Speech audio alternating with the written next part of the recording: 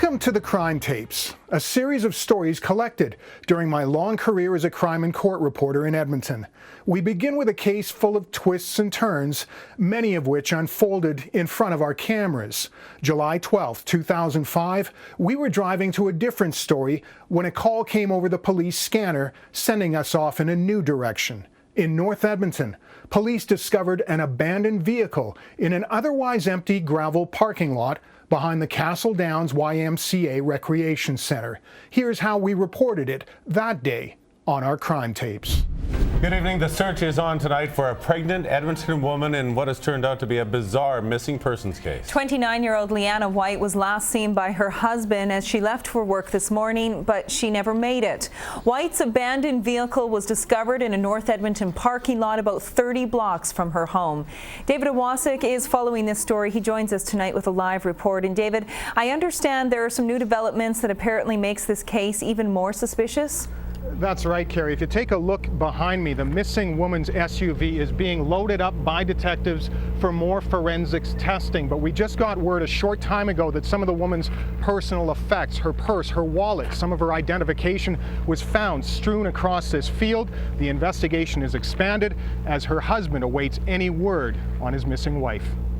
A 1991 Ford Explorer stands alone, seemingly abandoned, with police tape around it, investigators hovering, looking for any clue as to the disappearance of a 29-year-old woman. Passers-by noticed the vehicle early this morning. One of them called it in. What I did see was this van with an open door, and it was facing east. And what I thought of it at that time is that somebody came to the lot with their dog, took their dog for a walk, and just forgot to close the driver's side door. 29-year-old Liana White, 4 months pregnant, was supposed to be headed into work. Her husband, pictured here with investigators at the home they share nearby, says he saw her at 6:15 in the morning. She was wearing hospital scrubs on her way to a medical job. The vehicle was discovered just 10 blocks from the home the couple shares with their young daughter. The keys still in the ignition, the driver's door still open. Neighbors who were questioned by police are in shock. That's scary. It's like she was pulled out or something, right? Somehow she was maybe forced out of her vehicle. I don't know. It's scary. By the next day, the woman's husband, Micheal White, was publicly involved. We could see him walking back and forth between his house and various police vehicles. When we approached him to introduce ourselves, offer our services and condolences, he invited us inside to record a plea to his wife. He appeared for just 34 seconds, but it was enough to shape the next phase of this investigation because police were keenly watching. My wife is a good person, never hurts anybody, never would stop, would never hurt a fly. She's a gentle person. There's a picture of her. Posters depicting the missing woman and her vehicle have been handed out to motorists, taped up at local businesses, to no avail. The police helicopter has searched. Neighbors have been canvassed, so far all in vain. Even the husband is being told very little by police. He tells us he vows somehow to locate his missing wife. If whoever has her, or if she's out there and you see me, or you see this, just stay there, we'll find you. We will. I'll find you. David Ewasuk, CFRN News. That brief interaction with CTV News was the first time Micheal White had spoken to the media, but it sure wouldn't be his last. Coming up next, we'll see the husband of the missing mom tell the media it's time he started looking for his pregnant wife.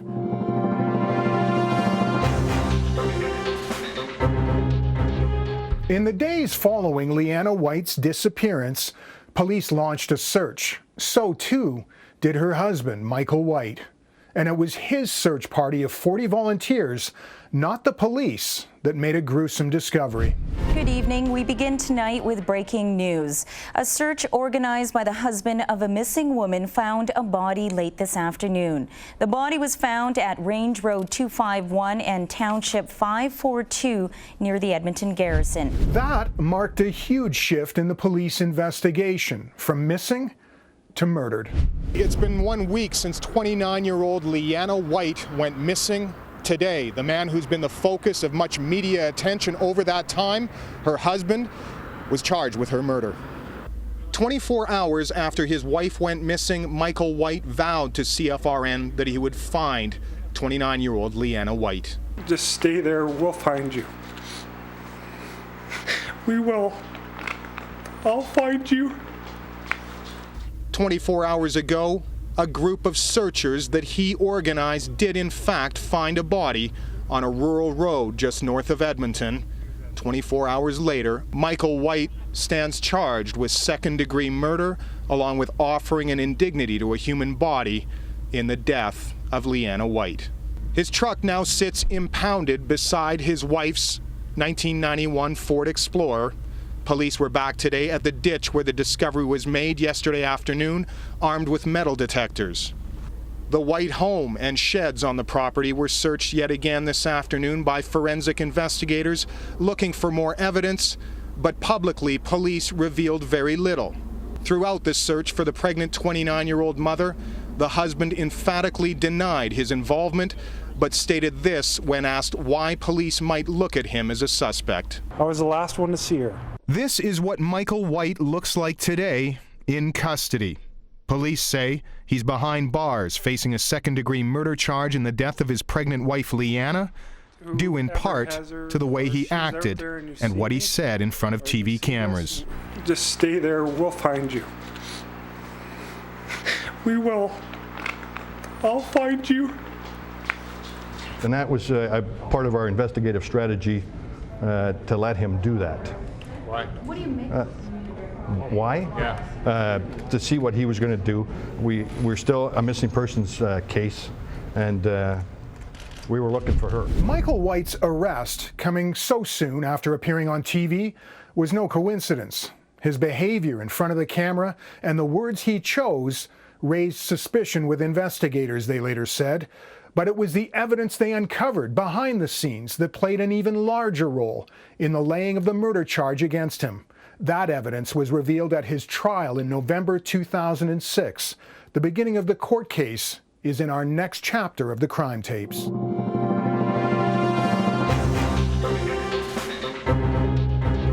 Micheal White's second-degree murder trial before a jury began in November 2006.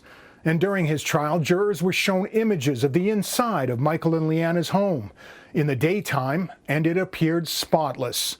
But police also portrayed it in a different light, one that glowed bright blue. We take a look at those images, along with some early surveillance camera footage that seemed to show first Liana's vehicle, then Micheal White, on the very morning she disappeared, in this chapter of the crime tapes. Jurors were basically given a visual tour of every part of the house that Micheal and Liana White shared back in July 2005. And with the help of a special chemical that police use, they were also able to see areas that tested positive for blood. This is the kitchen. This is the hallway of the home Micheal and Liana White shared in July 2005 when Liana, 4 months pregnant, went missing. This is the master bedroom in normal photographic light. And then, after police sprayed a special substance, a darkened exposure that shows nothing but a neon blue image, the jury was told that a special spray called luminol turns this color when there's a positive chemical reaction for blood. A second area where the glow-in-the-dark images showed up, the rear cargo area of Liana White's Ford Explorer. The jury was then shown graphic images showing the discovery of Liana White's body 5 days after her disappearance. Micheal White was being watched by police, especially in the early days just after his wife was reported missing. Investigators doing surveillance watched him as he drove down a road on the edge of the city, went into tall grass in a ditch, and pulled out 2 garbage bags full of who knows what. When White took those bags home and placed them in his trash cans, police made sure an officer was on the actual garbage truck that picked those bags up, because what was inside became a big part of the Crown's case against Micheal White. This DNA expert told jurors that 2 rubber gloves he tested for police matched for blood belonging to Liana White and for skin cells belonging to Micheal White. Investigators who took garbage bags from Micheal White's driveway after his pregnant wife went missing found items inside. They believed they held blood and DNA. An expert told the jury today they were right. 2 blue rubber gloves sent to a lab in Ontario matched Liana White's blood and DNA. The odds it's anyone else's? 1 in 5.1 trillion. In the fingertips, more DNA from skin cells. It matches the accused, Micheal White. The odds of another Caucasian matching the profile, 1 in 8.7 trillion. A major piece of evidence the Crown was never able to show jurors in Micheal White's murder trial: the murder weapon. One was never found. His wife Lyanna's remains showed evidence of stab wounds, but the trial would never see the actual knife with any fingerprints or blood on it. What was presented, although not a smoking gun, seemed to show both the suspect and the vehicle together on the day Lyanna was reported missing. My colleague Sheldon Larmand covered that day in court. Police believe this video was shot at 4:59 a.m. July 12th. It's a fleeting glimpse of an SUV. 11 and a half minutes later, a man jogs past the camera, heading in the other direction. A police forensic video analysis expert enlarged the video, then slowed it down. But the picture quality is too poor to say for sure it's the White's vehicle. It's impossible to identify the man. So investigators drove the White's Ford Explorer past the same camera and compared the images, pointing out similarities. They also say the driver of the subject vehicle was wearing the same color shirt as the man seen running away. The public already knew Micheal White through his appearances on TV in the days following his wife's murder, but soon the jury would see a very different video of White inside a police interrogation room.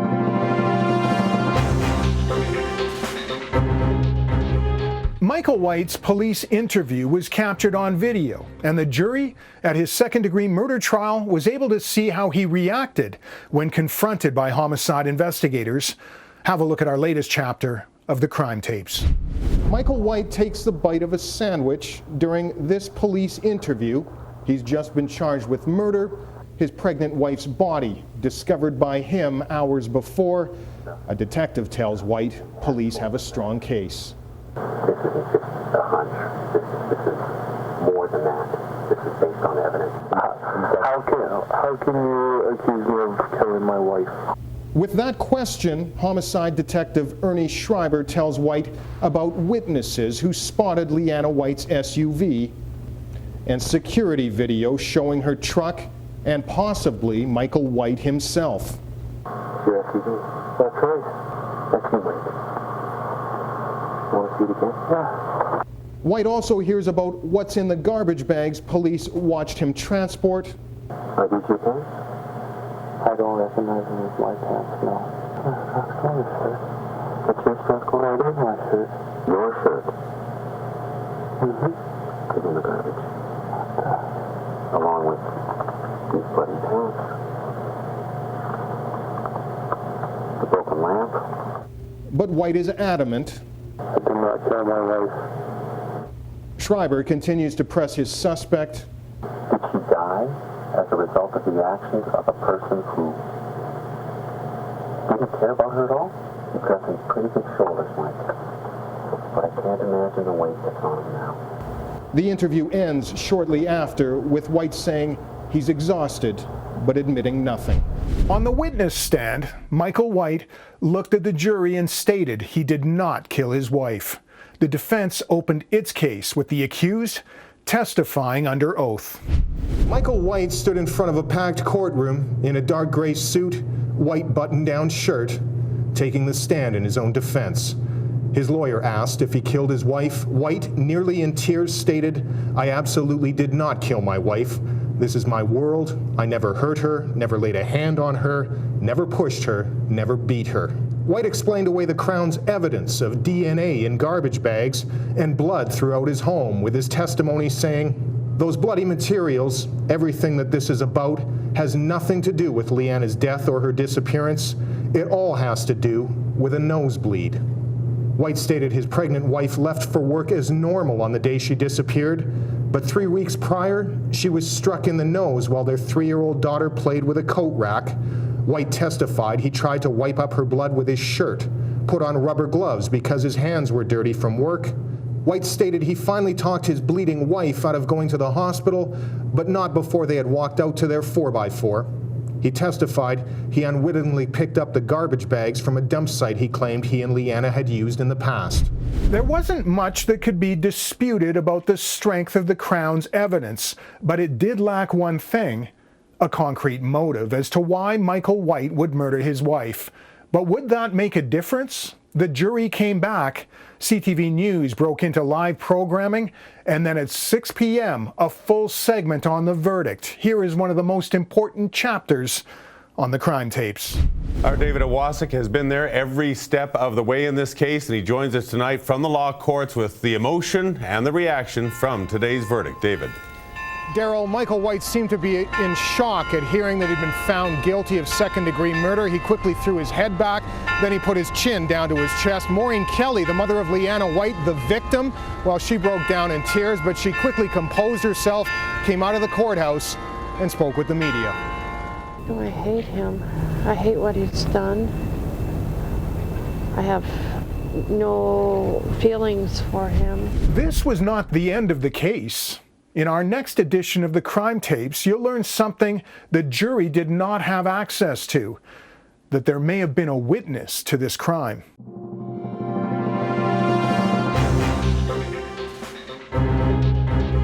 Not every piece of potential evidence becomes an exhibit at a murder trial, especially one in front of a jury. That's what voir dire hearings are meant to decide, the so-called trial within a trial to determine admissibility of certain exhibits or statements. And so it was with Micheal White's murder trial. After he was found guilty and just before his parole eligibility was decided at sentencing, we revealed a claim that someone close to the case might have witnessed Liana White's murder. The chapter the jury didn't get to hear on the crime tapes. Ashley White, the young daughter of Liana White, may have witnessed some of her mother's murder. That is according to her grandmother in court documents that were not allowed at Micheal White's trial. Still, however, the jury found him guilty of murder. And tonight, we have a closer look at those heart-wrenching details involving young Ashley. Here's David Ewasuk. Maureen Kelly tells reporters that she believes her granddaughter Ashley may have been there when her dad murdered her mother. Yes. You believe she witnessed some of what happened? I believe she saw pieces of it. I don't think she saw everything that happened, but I think she saw clips. Statements not allowed to be heard by the jury seem to back up her beliefs. Little Ashley made many comments to Maureen and family friends. Among them, "Did you see the blood on Mommy's neck?" as she motioned from her own neck downward. After seeing a man who was a family friend cutting buns with a knife, the little girl once stated she'd have to go and sleep in the leaves with my mommy. And upon driving past the spot where her mother's body was discovered, 3-year-old Ashley told a family friend, "I've been here. My daddy took me here." She also told Maureen Kelly, "Grandma, did you see blood on the towels in the bathroom?" Maureen Kelly also stated Ashley said to her, lying in bed, and she heard a noise and she got up and it was Mommy on the floor. The alleged statements of young Ashley were not needed for the Crown to get its murder conviction against her father. After the jury's guilty verdict, Micheal White tried to take his own life at the remand center. He was stitched up for 70 slash wounds to his wrists and neck, and he was then put on suicide watch awaiting his sentencing hearing. Micheal White faced a judge today and was told he must wait 17 years before he gets a chance at parole. David Ewasuk was in the courtroom for the decision and joins us with reaction tonight to the final phase of court proceedings against the man who murdered his pregnant wife, Lyanna. David?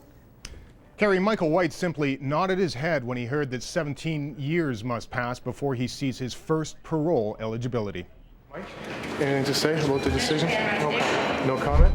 Micheal White would not remain in protective custody forever, nor would he remain in Alberta to serve out his sentence. His term of parole ineligibility of 17 years finally ended in 2023. He was released in Ontario, and White has maintained his innocence in the murder of his pregnant wife, Liana White. I'm David Ewasuk, and that concludes this story from the vaults of the crime tapes.